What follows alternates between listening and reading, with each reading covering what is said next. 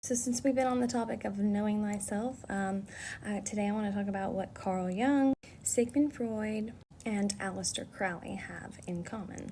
So most people are kind of aware who Sigmund Freud is. We know that he was somebody who had his own kind of psychology, psychoanalysis, his own kind of like set of like beliefs he had going on there. We're pretty familiar with him. So Carl Jung is also a psychiatrist, a psychotherapist. He founded analytical psychology. His influence on popular psychology and the psychalization of religion, spirituality, and the New Age movement has been immense. And then we have Aleister Crowley here, who he was not a psychiatrist. He was probably more than likely a spoiled rich guy. No, I'm just, he was not looked at in the best light, and I don't know if he had really done terrible things. I think he really hated his religious father, so he wanted to be perceived as someone who had a lot of darkness. Not saying that he wasn't a POS, because from what I gathered, he really was. But he founded the religion Thelema, which it was adopted the magical order of Argentinum Estrum, the Order of the Silver Star. So he was a controversial member of the Hermetic Order of the Golden Dawn. He got kicked out of that, and then that's when he started his Thelema. I don't know. Anyway, so his lifestyle was shocking. He was promiscuous with both genders. He was bisexual. Let's see. He was vocally divine against Christianity. His father was really strict growing up on his religion, and that's when he went off, and that's what happens a lot. I think when people are raised in really strict religious homes, it actually turns them the other way, because it can be very traumatizing, especially the fear they push and the guilt and shame. It makes you just really feel like you feel like you can't be yourself, and so I'm not saying this guy was great at all in any way. I'm just saying he created a religion about do as thou will. Basically, that was his religion, is that he basically said that you were put on this planet to do as I want or whatever, but don't be getting.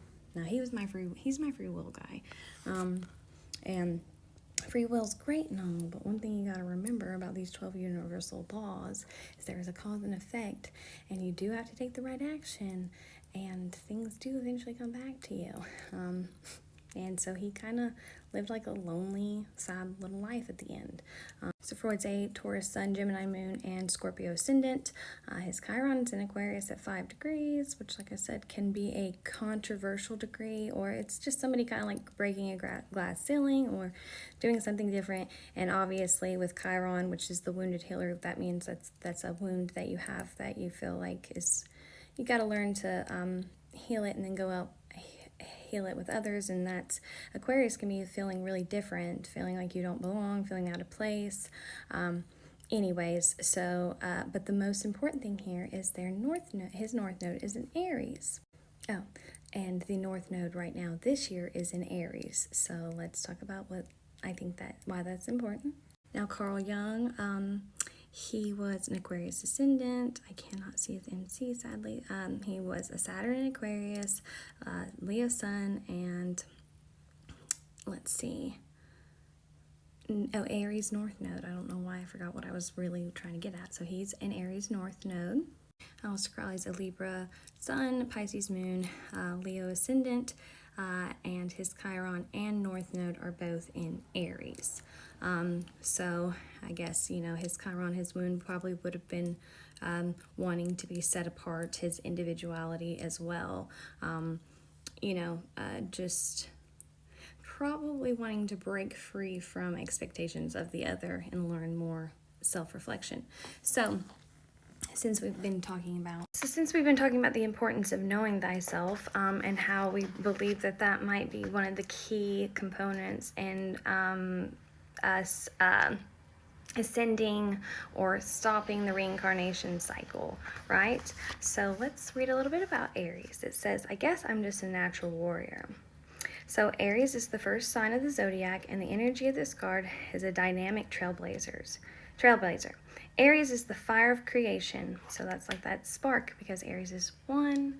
First house, remember, aces are all about that creative divine spark, the divine creating through you. So we know they're cardinal signs. It means they're kind of go-getter kind of people. Says they make no effort to pretend to be something other than what they are.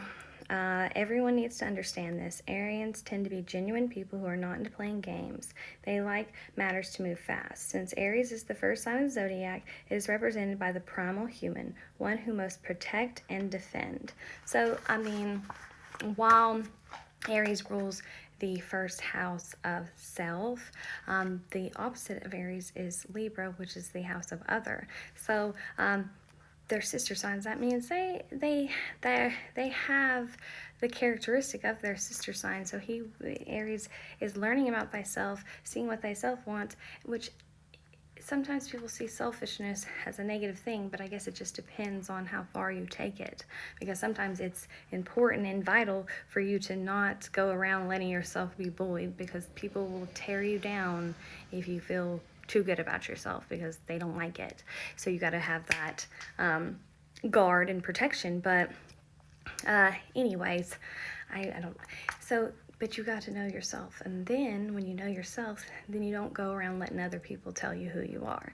And that's one reason why I think, learning things like yoga and meditation and divination and astrology, I think that is something that would help a lot of people. So whether people like it or not, I'm going to continue to talk about it because it's something that helped me so much, especially in my faith, have faith again, and really see God, see the universe, see spirit, and know that without a doubt that that's real. Just like Carl Jung said, they asked if he believed in God. He said, believe. I don't have to believe. I know. So anyway, we'll talk more.